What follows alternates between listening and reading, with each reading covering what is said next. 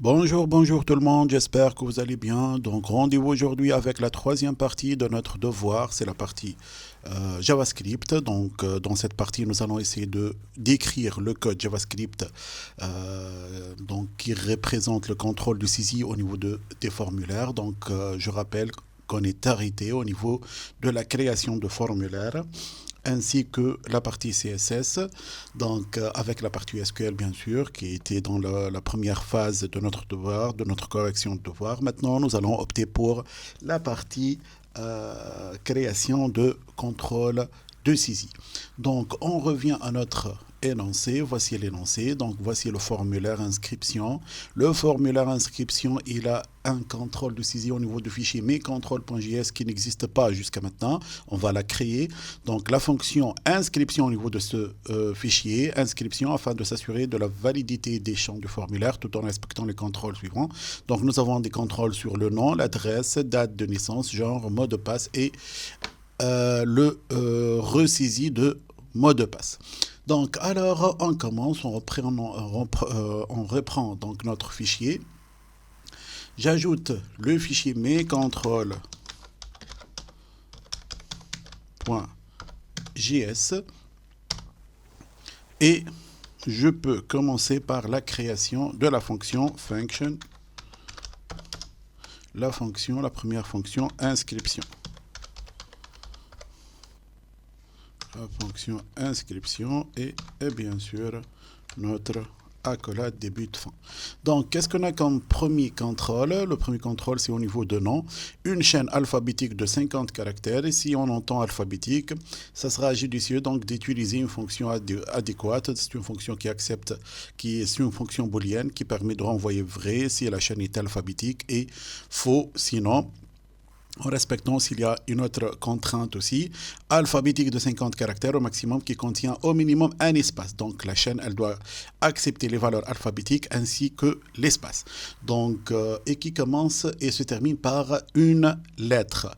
Donc, on va au niveau de ce fichier. On va premièrement recevoir l'information écrite dans notre formulaire, donc avec une variable de JavaScript. Je peux donc utiliser le mot var. Donc var nom égale document point get element by id. On vient de l'appeler nom au niveau de l'id de la zone nom. Point value bien sûr et espace. Donc, vous pouvez utiliser la déclaration avec var ou bien la déclaration avec let. Quelle est la différence entre var et let? Donc, si vous déclarez une variable avec var au niveau de JavaScript, cette variable, dans une fonction bien sûr, cette variable, elle va être connue au niveau de la fonction elle-même. En dehors, on ne connaît pas c'est inconnu. Donc, et si on déclare avec let au lieu de var, let, tu peux faire ça, bien sûr. Let, c'est une déclaration au niveau de la boucle. Ça veut dire au niveau de ces accolades-là. En dehors de ces accolades, personne ne connaît la variable non. Donc, let, c'est une déclaration au niveau de la boucle, c'est une déclaration de boucle. Et var, c'est une déclaration d'une variable locale. J'utilise var. Non, donc je peux lancer avec un premier contrôle de l'existence d'une chaîne au niveau de nom. Si la zone elle est vide, on renvoie directement faux. Donc if non égale chaîne vide ou bien non.length égale 0, alors tu vas envoyer alerte non invalide, non invalide avec un return false. Maintenant, on est d'accord, si on est arrivé à ce niveau-là, la chaîne non, elle existe, elle est bel et bien existante et elle contient des valeurs. Alors, le test, comme il a été signalé, c'est un test d'une chaîne alphabétique de taille 50. Alors, je vais créer une fonction et alpha, donc function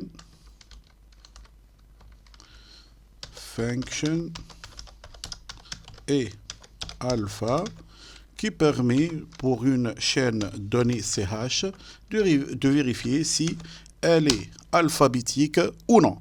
Donc, et alpha, c'est une fonction donc, qui prend comme paramètre une chaîne CH qui permet premièrement de rendre cette chaîne en minuscule, ch.to lower case. Ensuite, initialiser un petit compteur à 0 et on utilise la boucle while tant que j'ai un problème au niveau de touche parenthèse. La boucle while tant que ch de i elle est inférieure ou égale au caractère A and ch de i elle est supérieure ou égale à z. Ça, c'est la première condition. Or, deuxième condition, or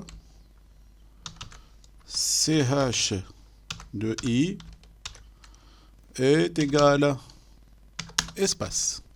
Qu'est-ce que tu vas faire? I plus égale 1. Tu vas incrémenter à 1. Incrémenter i à 1, bien sûr. Donc, et à la fin, return i égale ch. Voilà.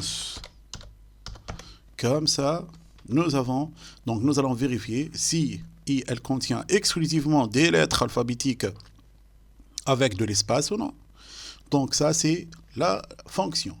Alors, je passe maintenant, je suis on est d'accord que la chaîne, non, elle n'est pas vide. Alors, on teste avec notre condition sur le nom.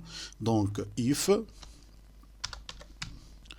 note, notre fois ce problème, donc,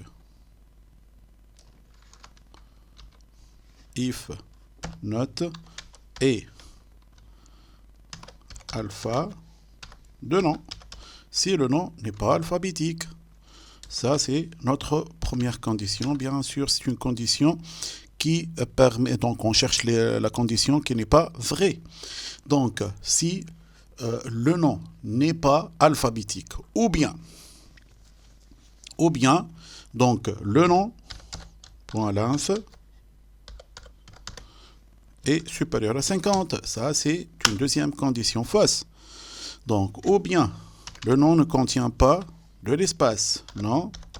Point index of de l'espace égale moins 1. Ou bien, le premier caractère n'est pas alphabétique. Donc, ou bien, nom de 0, donc ça c'est le premier caractère, il est inférieur, donc tu peux utiliser ici point to lowercase, il est inférieur à, je fais mieux, donc ici je peux écrire C est égal nom de 0 point to lower case. Et comme ça, on évite d'écrire une condition un peu longue. Donc, je mets ici var. Ensuite, C est inférieur à petit a, ou bien C est supérieur à petit z. Donc ça, c'est le premier caractère. Donc nous avons une condition qui commence et se termine par une lettre. On va faire la même chose au niveau du dernier caractère.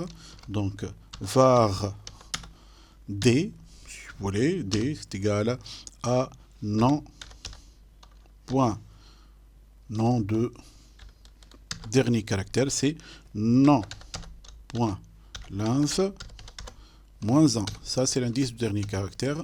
Point to lowercase. Donc, ça s'appelle D. Alors, même chose avec D. Donc, or D est inférieur à A, or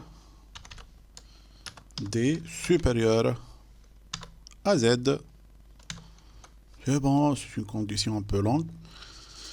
Donc, une chaîne alphabétique, ça c'est fait, 50 caractères au maximum, il contient au minimum un espace et commence et se termine par une lettre. Comme ça, on vient de faire tout ça, donc cette condition, avec comme réponse alerte, non, incorrect, et un return false. Donc ça, c'est pour le nom.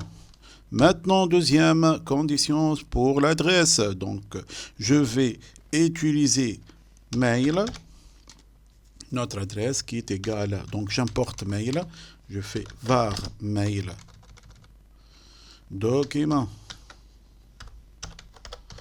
point get element by id s'appelle mail aussi, donc point var value, c'est pas point value. Ensuite, concernant le mail, je vais faire la même chose avec, comme je viens de faire avec le nom. Si le mail il est vide, alors tu vas envoyer faux. Directement, tu ne passes pas à la vérification des autres conditions. Est-ce que ça c'est obligatoire? Oui, c'est obligatoire. Donc, on doit faire ça pour que la fonction fonctionne correctement. Donc, je fais mail égale chaîne vide. Ensuite, alerte mail invalide. Sinon, je passe ici. Maintenant, je vérifie mon mail. Je suis sûr que mail n'est pas vide. Alors, je peux créer une autre variable qui permet de stocker les 3 derniers caractères de mail. Donc, var mail terme, la terminaison de mail, qui est égale à mail.substring. Les 3 derniers caractères, ça commence avec l'indice mail.length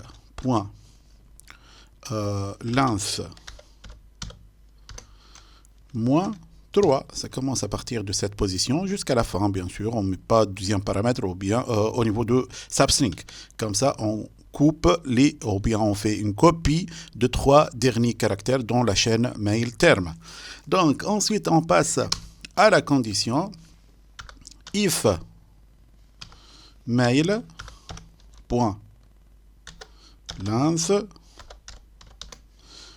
dépasse 50. Ça, c'est la condition qui donne erreur. La première condition, où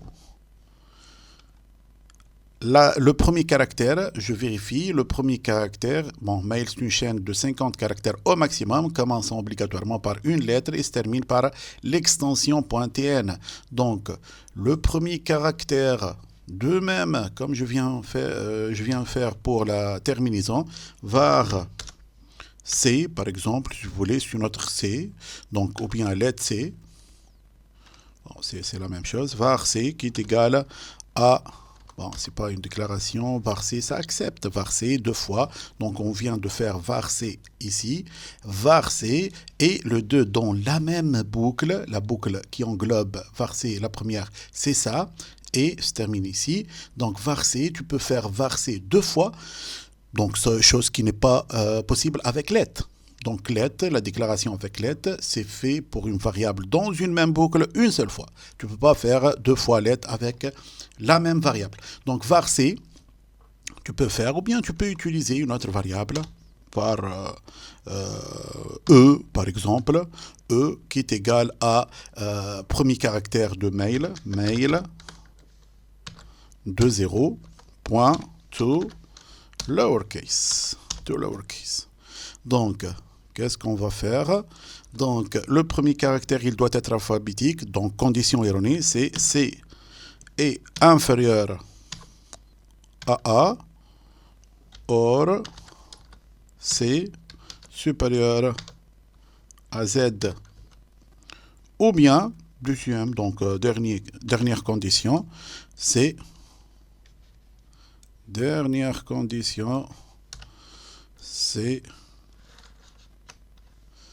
concernant la terminaison. Donc mail terme, elle est différente de la chaîne.tn. Donc ça, ce sont les conditions concernant l'adresse. Donc alors qu'est-ce qu'on doit faire? Alerte, mail incorrect et return false. Return false. Donc, on a terminé avec le mail. Maintenant, nous allons passer à la date. Qu'est-ce qui nous oblige concernant la date? Une date dont l'année est comprise en 1950 et 2006. Je rappelle que la date, c'est une zone de type date. Voilà la date, c'est une zone input avec le type date. Donc la date, si on choisit une date, elle est écrite sous cette format-là, jour, /mois, /année. Mais en réalité, si on extrait donc la chaîne écrite au niveau de cette input, alors on va trouver la date sous cette format-là. Donc la date, si on extrait ça, donc je rappelle qu'on vient d'appeler date, c'est une zone avec le nom, ou bien l'ID, c'est DN, on peut extraire ça avec DN. Donc DN, bon, avec var, bien sûr, var, DN est égal document.getElementById de DN, et notre date.value.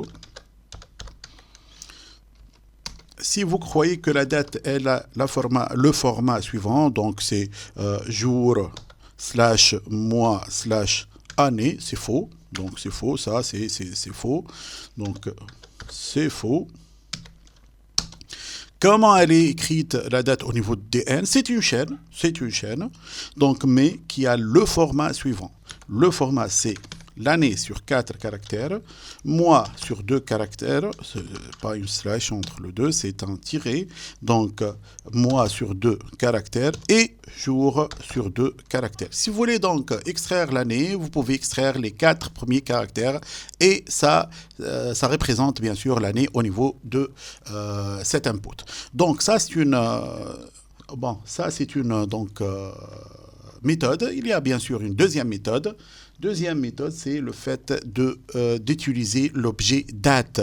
Donc, au niveau de la première méthode, c'est assez simple. Pour extraire l'année, var année est égal number.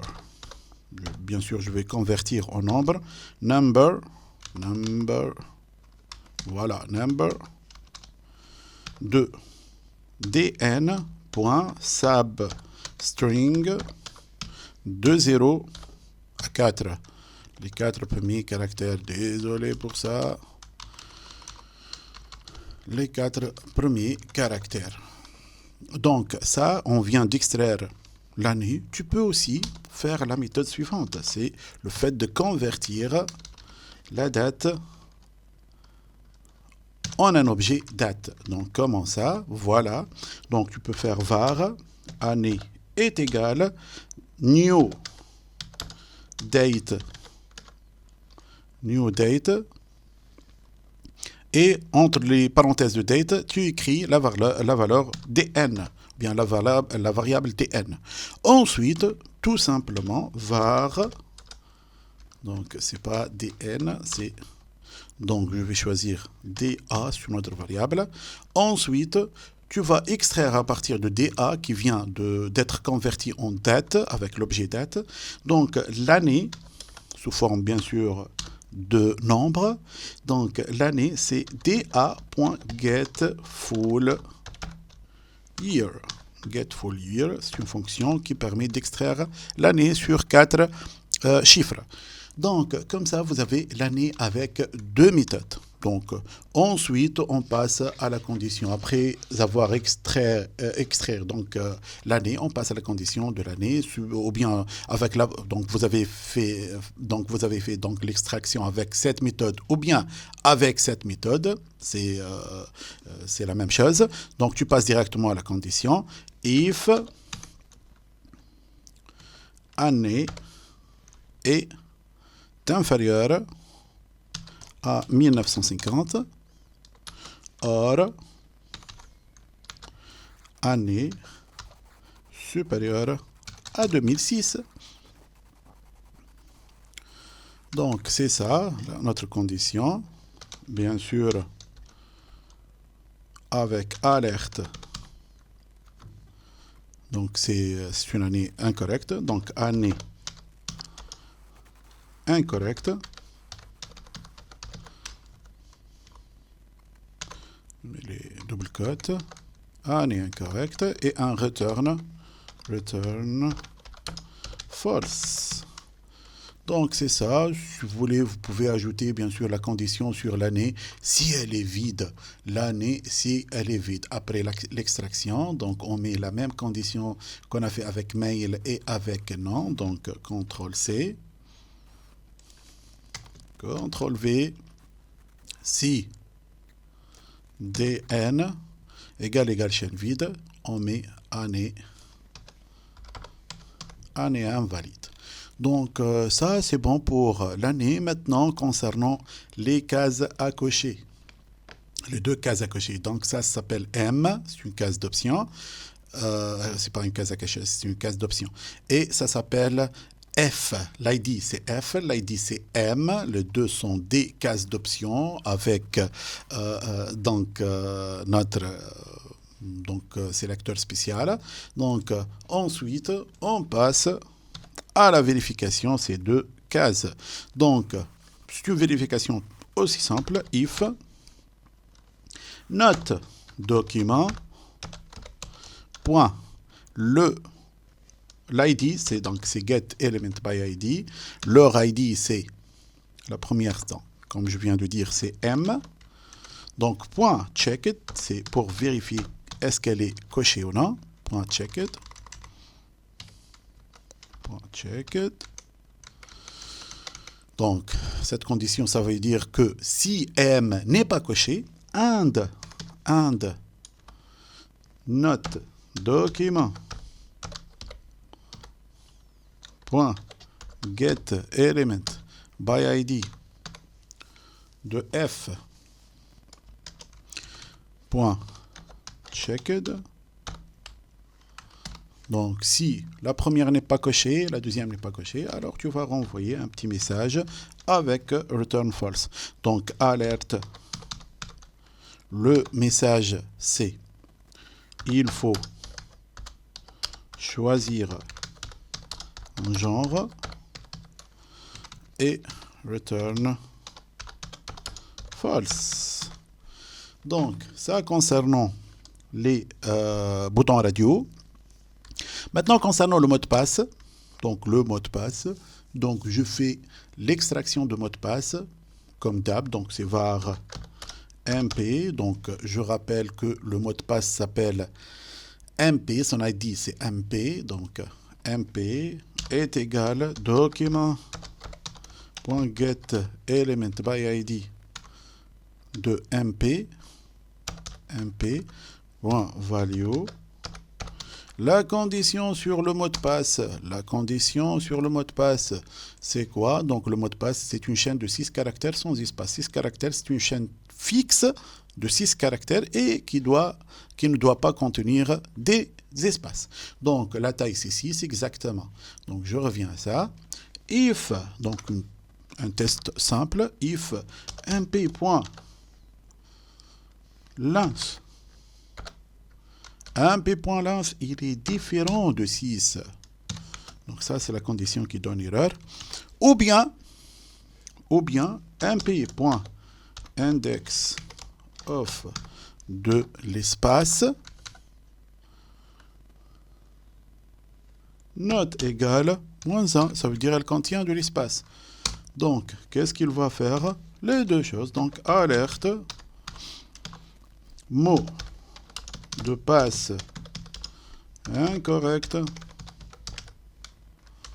et return false. C'est ça. Donc, on va retourner la valeur faux si la condition n'est pas correcte. Donc, ça concernant le mot de passe. Concernant retaper le mot de passe, c'est une chaîne de caractères identique à celle-ci dans le champ mot de passe. Donc, on va récolter notre RMP. Donc, var, je rappelle aussi que notre retaper mot de passe, l'ID c'est RMP. Donc, var RMP aussi est égal à document point get element by id de RMP point value c'est bon. Ensuite if un petit test, if RMP not égal MP, alors les deux instructions alerte retaper le mot de passe et return false. Donc c'est ça notre condition. Alors si tout se passe bien, donc aucune return n'a fonctionné, alors on va faire return true. Ça, ce n'est pas obligatoire. Tu peux faire ça, tu peux laisser comme ça. Donc, return true, si ça passe bien. Donc, on va vérifier notre formulaire inscription. Donc, on va faire inscription. Donc, je recharge inscription. Le nom, si on laisse vide, enregistré, non invalide. Si on écrit une chaîne sans l'espace, non incorrect. Donc, invalide, c'est si il est vide, et incorrect, si il ne garde pas donc, la condition. Donc, c'est bon, non incorrect. Donc, pourquoi le nom, il est incorrect? Donc, non incorrect.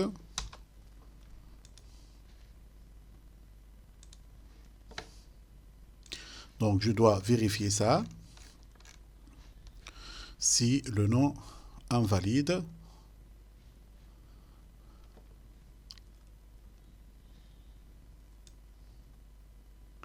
de lowercase.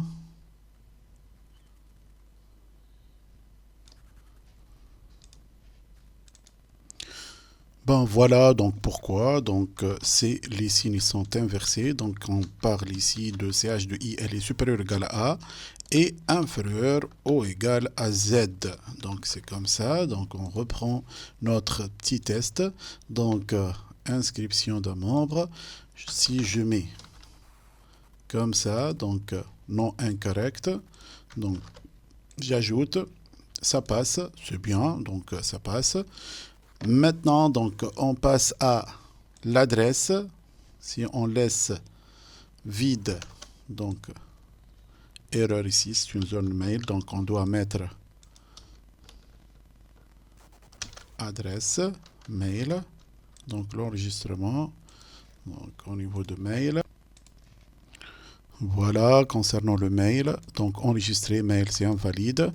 Donc, si on met un mail valide, plus ou moins valide, donc c'est mail incorrect, car il ne se termine pas avec .tn.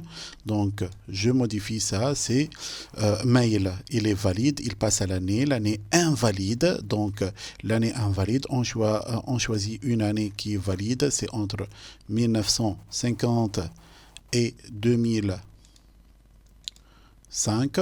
Donc, j'utilise une date spécifique enregistrée. Alors, le genre, il est invalide. Donc, concernant genre, je choisis. Donc, il passe au mot de passe. Mot de passe, c'est incorrect.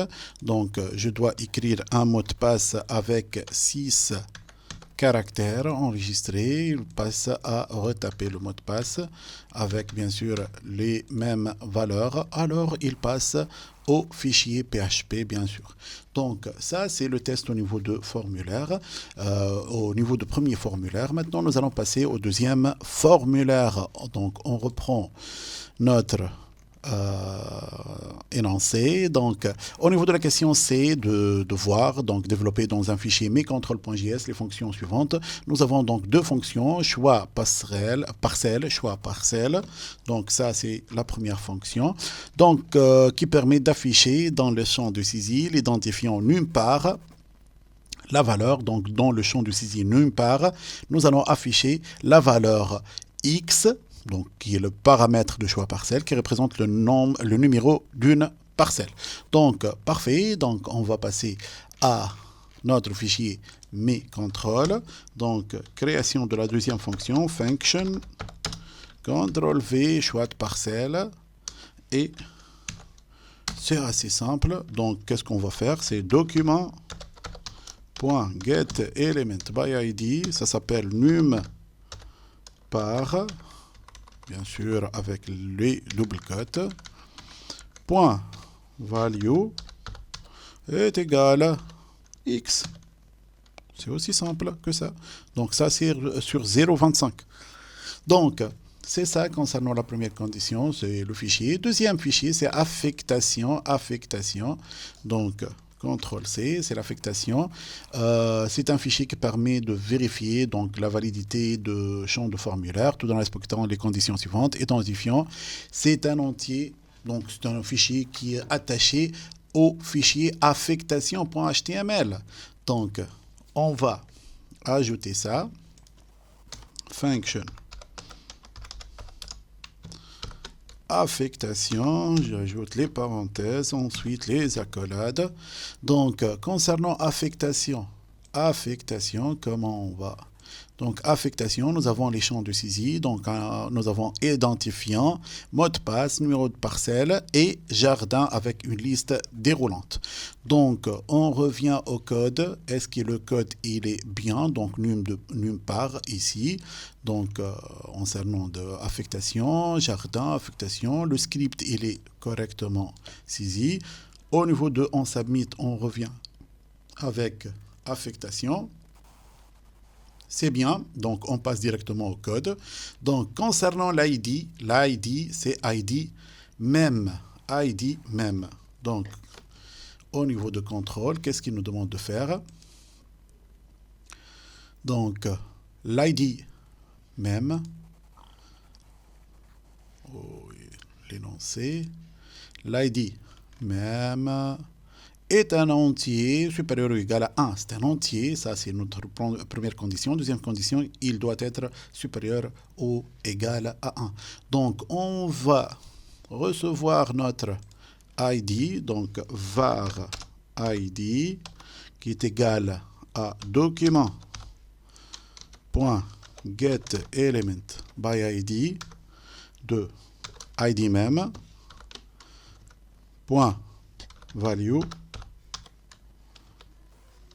Donc, ça, c'est notre ID. Ensuite, on teste notre ID. If ID égale chaîne vide, s'il est vide. Ou bien, l'ID, ce n'est pas un nombre. Is not a number de ID. Ou bien, l'ID, il est inférieur à 1. Donc, number. On convertit number de ID est inférieur à 1. Donc, qu'est-ce qu'il nous va faire? Donc, alerte, identifiant incorrect et return false. Ça concernant l'ID. Maintenant, deuxième condition, on va lire l'énoncé. Mot de passe, même contrôle défini dans la question 2C. Donc, mot de passe, même contrôle. Alors, je vais passer à donc copier-coller. Donc, ça, c'est notre mot de passe. Donc, CTRL-C et CTRL-V. Est-ce que le mot de passe s'appelle MP au niveau de fichier affectation? Au niveau de fichier affectation, le mot de passe c'est MDP. MDP. Donc, je vais modifier ça seulement au niveau de getElementById MDP. Ça, c'est pour le mot de passe. Maintenant, troisième condition. Qu'est-ce que jardin, sélection obligatoire d'un jardin. Donc, au niveau du jardin, je rappelle que c'est une liste déroulante. Alors, on peut directement accéder. Donc, if document point getElement by ID. Donc, le jardin, l'ID, c'est ID jar. ID jar. ID jar. Point. Je vais utiliser une propriété selected index. Donc, selected index, c'est une propriété pour les listes déroulantes qui permet d'envoyer l'indice de l'élément sélectionné, sachant que, bien sûr, le premier élément dans une liste déroulante, il a l'indice 0. Donc, si on n'a pas sélectionné aucune option de la liste déroulante, alors selected index va renvoyer -1. Donc, quelles sont donc les valeurs incorrectes au niveau de cette zone? Si on a sélectionné, on vient de sélectionner la première option qui est sélectionner un jardin, alors c'est erroné. Et si on a sélectionné aucune option, alors c'est erroné. Donc les deux valeurs qui donnent erreur sont la valeur -1 de selected index et la valeur 0. Donc on peut regrouper tout ça avec selected index est inférieur strictement à 1. Ou bien inférieur ou égal à 0. Donc, comme ça, c'est notre condition. Alors, qu'est-ce qu'il va faire? Alerte. Il faut sélectionner un jardin. Un jardin, donc, avec un return false. Avec un return false. Très bien. Maintenant, donc, dernier contrôle, qu'est-ce qu'il nous demande de faire? Numéro de parcelle est un entier supérieur ou égal à 1. Même condition avec l'identifiant. Numéro de parcelle, je rappelle que le numéro de parcelle, ça s'appelle numpar. Donc, je dois avoir à partir du formulaire cette valeur. Donc, var num par ou bien num, tout simplement. Num est égal document point getElementById de num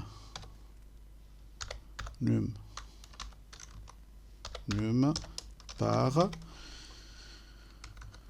point value, bien sûr, point value.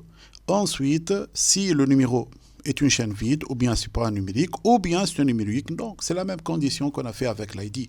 Donc, if num est égal à chaîne vide, or is not a number de num, or number de num, elle est inférieure à 1. Alors, deux choses à faire. Alerte, numéro invalide, ou bien numéro incorrect, avec return false, bien sûr. Donc c'est ça, et return true à la fin. Donc si aucune return false n'a fonctionné, alors on trouve return true à la fin. Donc c'est ça concernant le fichier JavaScript, c'est seulement ça, tu peux tester, donc on peut tester ça avec notre affectation, je charge affectation une autre fois, donc enregistrer, identifiant incorrect, donc l'identifiant c'est un numérique qui est supérieur à 1, donc enregistrer mot de passe est incorrect, mot de passe c'est un mot de passe qui contient 6 caractères enregistrés. Il faut sélectionner un jardin. Voilà le jardin. Donc, je sélectionne un jardin. Et ensuite, numéro invalide. Le numéro de parcelle était invalide. Le numéro de parcelle, si vous cliquez sur un champ de div ici, alors le numéro va s'afficher automatiquement. Au niveau du numéro de parcelle, c'est une zone à lecture seule. Tu ne peux pas écrire dans cette zone. Donc, c'est une zone à lecture seule. Lors de clic sur n'importe quel partie, donc alors il affiche sa numéro grâce à la fonction choix parcelle. Donc c'est ça, si tout se passe bien, alors enregistrer va nous envoyer vers le fichier affectation.php qui n'existe pas pour le moment. Alors rendez-vous avec donc la dernière partie, c'est la partie PHP qu'on va voir au niveau de la vidéo prochaine. Au revoir.